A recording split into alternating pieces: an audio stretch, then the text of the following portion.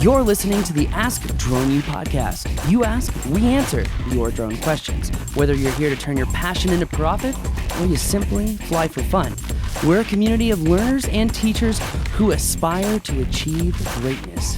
We are Drone U. Hey everyone, good morning, good afternoon, good day, wherever you are, whatever you're doing. Thanks for joining us. We do actually appreciate it. We're grateful for you and grateful for the freedom to fly. As always, my name is Paul. Indeed. My name is Rob, and very glad to be here with you and thankful that you're here with us. So appreciate you spending a few minutes of your day with us, the baldy and the non-baldy. Yeah. Am I shiny today? We should change our LLC name to 3B. 3B? Instead of 3 bald, you know? It'd be like bald, blonde. Boom. I like it. I like that a lot. I'm just saying. But anyway, let's get into today's question, which is really focused around the Mini 2 and, are there some low-hanging fruit opportunities that you can use this drone for?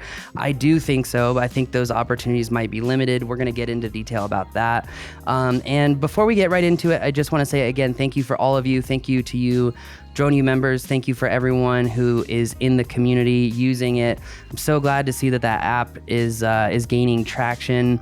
There are some things that we're working around, kind of like the whole how many people are followed when you start up in the app and whatnot. But overall, I think it's going off very well, and just want to say thank you. So that said, too, we do have some in-person courses coming up. Actually, it was very happy to learn that our mapping flight mastery operations super class is actually almost sold out. I think there's only 1 or 2 seats left, and that is in July here in Albuquerque. And if there's any one good thing that I'm excited about, it's that it's hot now, and maybe you'll get less hot in July. Here's to hoping. Yeah, it's definitely a strange weather pattern at this point, but that'll be nice. Hopefully, that's kind of monsoon season, right? So the afternoons cool down. We generally get clouds rolling in and some rains, but not like crazy rains, not northwest rains. It's actually really good for the hover drill learning attitude mode because you get a little bit more wind than you normally do here. And so it's actually good for pilots to have that when they're going through those exercises. So for sure. Anyway, I hope you guys can join us. Although again, there's only a couple seats on that one left. So yes, and we will be launching more in-person classes as well. So stay tuned for those. And hopefully, if we can rebook our film set site, hopefully we can get a fly-in here before the end of the year. Try to do something fun. So yeah, for sure. And if you are a member and you've not joined the new community app yet, hop in there because number one, Facebook for Drone U is going away. That's right. And we want everybody in the app. And it's just a great platform for us to connect in let's call it a more secure way. So we look forward to seeing y'all on there. It's pretty cool. If you're not on there yet, you'll see. Definitely. All right, everyone. Well, let's get into that question, Rob. Hi, guys. Carl again. Question for you. I have a request to do some picture taking for real estate purposes. I'm looking at using a DJI Mini 2. How is that drone for photography for something like real estate? Is it capable? How capable is it? Do you think it's priced right? I'm thinking about getting as I said, the Mini 2, but the Fly More package. Let me know your thoughts and advice. Thank you. Thanks, Carl. It's cool that you have the opportunity to do this. First of all, that's always good to hear when people out there are getting opportunities like the one that you have just gotten. And by the way, Carl asked his question at askdroneu.com. So go there and ask your question. We want to hear from you. And to the question, by the way, let's mention first that if you're interested in using the Mini 2 like Carl is, we do have, so you probably are aware of our Don't Crash course series, which runs through each of these different kinds of drones. We have a Don't Crash course on the Mini 2, so you might want to check that out if that could be of help to you. But I thought, I don't know. I have a cool video coming out about this here soon, but I'm not going to give it away so it could be stolen again. So, we're never going to stop that stuff. But anyways, I was surprised because you actually said, yeah, I think the Mini 2 could actually be used for some of this stuff. Well, I mean, let's look at the state of the market, Rob. I mean, where are we with real estate? I mean, I've learned a couple of things from you in the last few weeks, right? That those couple of things are on top of all the other things I've learned from Rob, by the way. But one of those things is that you never look for real estate listings until a Thursday morning. Why is that, Rob? Why do we wait until Thursday mornings to look for listings? I don't remember.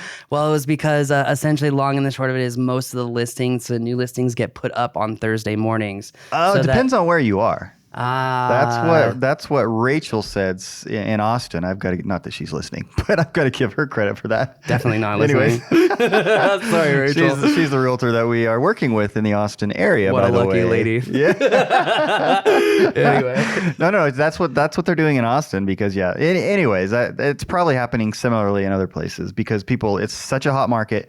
They put it on Thursday and then they say, all right, we're giving everybody till say Sunday at 6 to make an offer, put in their offer, and then it's basically an auction, just what it is. But it kind of reminds me, actually, what is it? Jeff Bezos's rocket company did an auction for the first ticket to go to space, and I thought that was actually brilliant because they're kind of like, they see where the market is at, the high level of speculation, and it's kind of one of those balancing acts of what will people pay versus what should I charge, and instead of playing that game, okay, auction. And I feel like real estate is in that same boat, right? Because is it true that we're kind of at an all-time low in supply, right? Oh man, it's horrible. Like normally, isn't there normally a 6-month kind of inventory of homes that you can search for? If I remember right, I think like in that 3 to 4 realtors, please correct me if I'm wrong or not, that's fine too. But 3 to 4 month range is probably a solid, healthy range, maybe as much as 6. But we're at like what, 1? Less than 1? Yeah, I mean, and when I say I'm talking pretty much any place that people want to be in the country. Which is the Southwest. So let's just be honest. Well, I don't know about that. Well, I mean, California lost some seats in Congress this year, so it's definitely not the popular place anymore. Yeah, let's not go there. You can get me on a rabbit trail of all rabbit trails. Okay, just Florida. I do want to just say it was really funny when there was a journalist on, I think it was on CNN, and they were saying no one's leaving California. That's whatever. A farce. Blah blah blah. And then not even 30 seconds later, another host picks up and he's like, well then, if they're not leaving California, how come they lost seats in Congress this year? And the lady just was like, "Well, what's Congress?" Anyway, it was really funny. Anyways. But in Florida, how is you were going to say about the market? I think it's probably the same. The point is wherever somebody wants to go. Yeah. Anyways.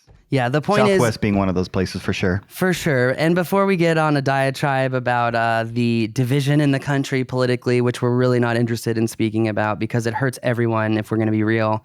But let's get back to real estate. The state of the market absolutely affects the plausibility of your ability to fly this drone and make money with it.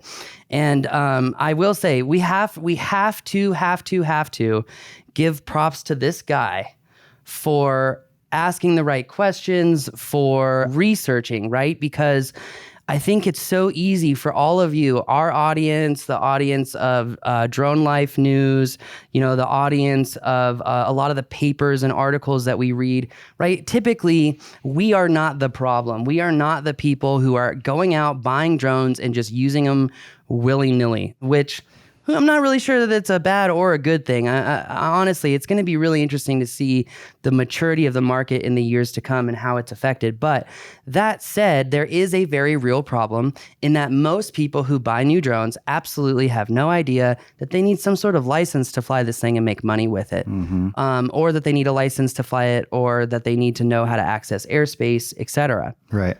Even though the FAA has made it clear that even hobbyists and recreational pilots are soon going to have to take a test to even be able to fly their drone. I feel like the FAA really needs to ramp up the communications and find and utilize data to realize what is the right time to get that message out to someone who's interested in flying, because I don't think we're being quite effective, in all honesty. So that's what brought me to thank you for asking this question. Thank you for doing the research. Thank you for not just jumping in, because, let's be honest. We know that there are 10 million drones out there now, right? And We've had less than a dozen safety incidents. And I think that actually speaks very well to the safety record overall of drones. So, that doesn't, though, excuse the fact that people should know how to access airspace. I think that anyone who wants to fly, that's what they should know. You should know what airspace is and how to operate within it. And I think that solves a lot of problems. But anyway, long story short is let's give this guy some praise, right? Good job. Sure. You're unlike the majority, which is fantastic. That said, with the state of real estate and the industry, yeah, I believe that 100% you can make money with a Mini 2 in real estate. In fact, there was someone who I just went flying with the other day who took a photo with their Mavic Air of the rock house, and it was surprisingly good in the low light. Like, it was surprisingly good. Interesting. In the low light. Anyway, my point is that let's talk about the majority of real estate. Let's say 500K and below, or 600K and below, because the prices have gone astronomical. Chances are, yeah, you can absolutely use a Mini 2 because of the speed at which these homes are being sold, right? The speed is so fast that realtors are really not paying a whole lot of money for detailed, good media. They really just want to hit like a certain threshold of quality, which I would actually say is getting higher and higher, frankly, which is good for all of us. But that said, the speed at which I absolutely believe there's an opportunity with this Mini 2. Just know that you're going to have a lot of limitations, right? On windy days, you're not going to get the same quality of footage out of it. You're really not going to be able to get smooth video on windy days. You're going to be limited on how many days you can fly. You're limited on accessories, but you can still get an ND filter. So I will just say, one of the key things that we keep talking about, the formula of taking photos, taking video, is the fact that you've got to use an ND filter. I mean, just because automatically you're going to have a better look. That sky is going to look more blue, more natural. You're going to be able to see into the shadows a little bit more. So anyway, there's the highlights a little bit more. There's a real big benefit when you're, flying a larger drone, a heavier drone. You'll have more opportunities to fly because of the weather. It's just really Sure. that simple.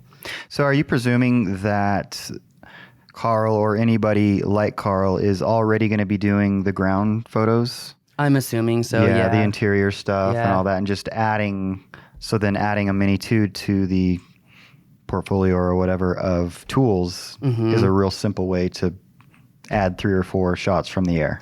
Yeah, and actually, in all honesty, I think that, we have been working on an update to our real estate class to really kind of take interactive modeling and throw it into real estate. And one of the other things that I wanted to do is I wanted to add these like fly-throughs, right?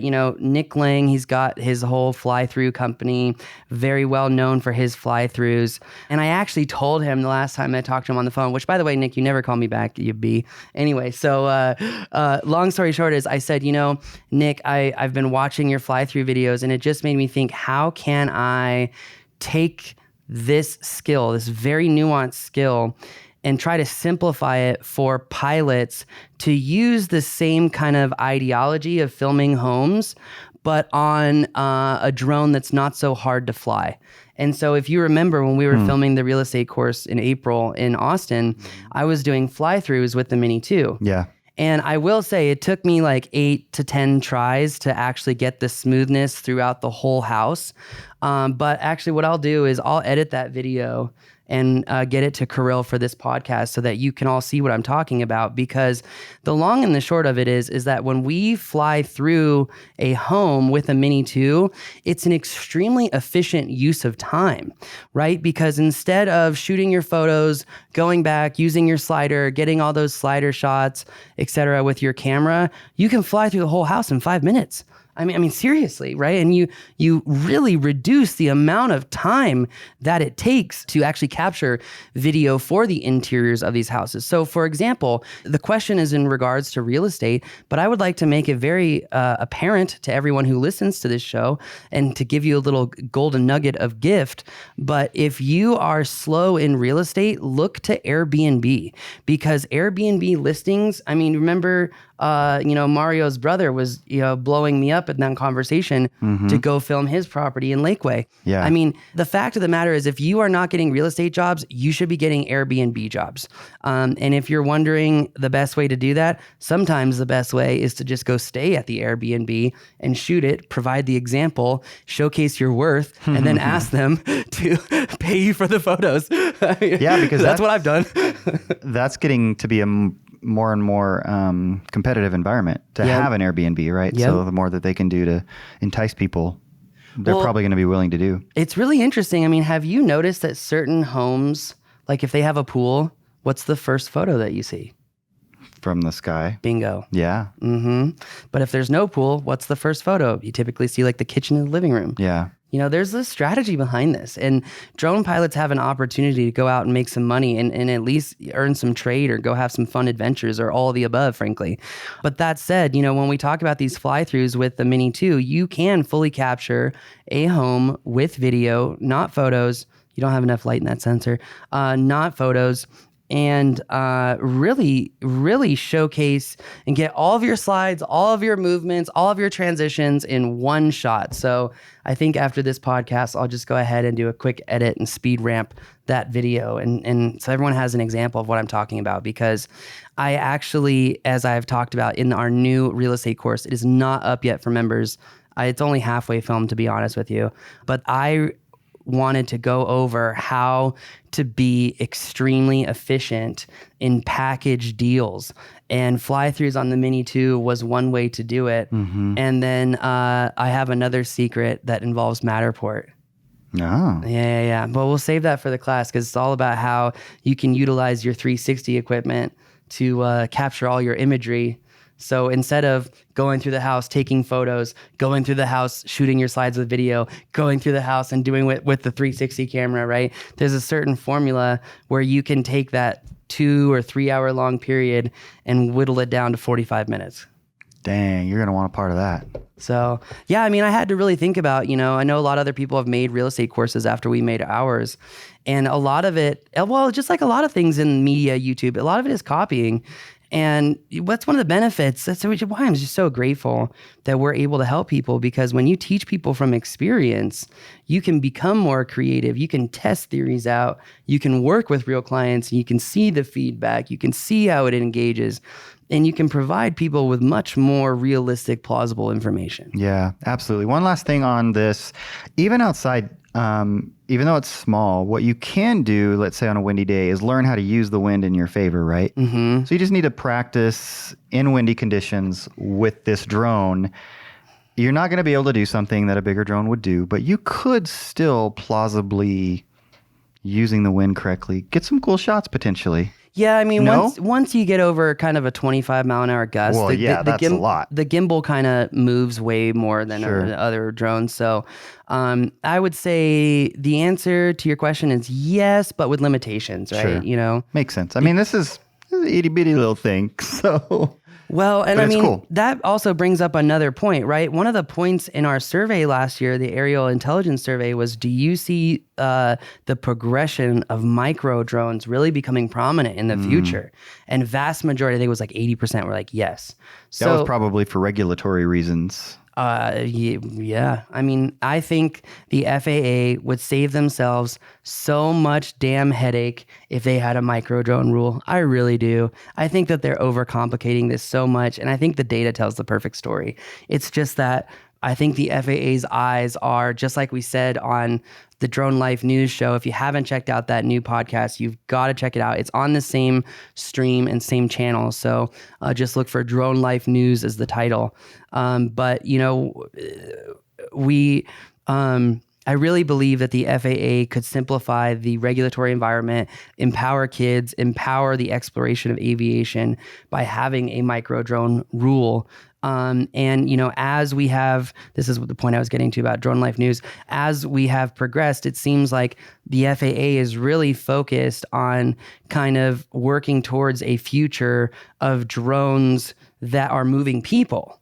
And I feel like the drone pilot, especially the micro drone users, are kind of treated like second-class citizens in the eyes of the FAA. I mean, I've heard FAA administrators literally to my face say, well, Paul, you know, most of you drone pilots go buy your drone from Best Buy, and then, that's the end of the story. And I was like, that's not correct. There's a lot of us who are very responsible with this and see ourselves as pilots. Well, in the end, I don't see where you buy it having much to do with the end story, but I understand the point. Yeah, I mean, the idea is that, these very small drones can be used in very serious manners. Exactly. And they're very safe aircraft. Now, that said, one last thing I do want to say, if you do try the fly through and you haven't been flying inside a lot, you might want to get the prop cages, but that brings up another very important point about this drone. This is one of the few drones that DJI offers that has a payload mode, and that payload mode is made specifically for the prop cages. So I do recommend you getting the prop cages. Don't forget to turn on payload mode. Having those prop cages does affect the way that the aircraft flies. It's a little bit more kind of like old, fat boat Cadillac kind of feel to it. Does kind of rain down all the expos and whatnot. So make sure that you do that. Sorry, I got to go back to the practical information. I just think it's important to say, look, I understand the goals of the FAA. We might just cause ourselves problems in the future by kind of ignoring these things and treating them as like, it doesn't really matter right now, So that's all. Yeah. Trying to balance a lot. There is. Oh yeah, 100%. So anyways. Welcome to life, Rob. I mean, right? Bada bing. All right. Well, that's going to do it for us today. If you have a question, go to askdroneu.com, upload that question for us. And if you enjoyed this show, you found a tidbit of information, you found something useful, go ahead, leave us a review, whether it's on iTunes, Spotify, Pandora, wherever you listen to the show. Please leave us a review or subscribe. We greatly appreciate that. It's going to do it for us today. My name is Paul. My name's Rob. This is Ask Drone U.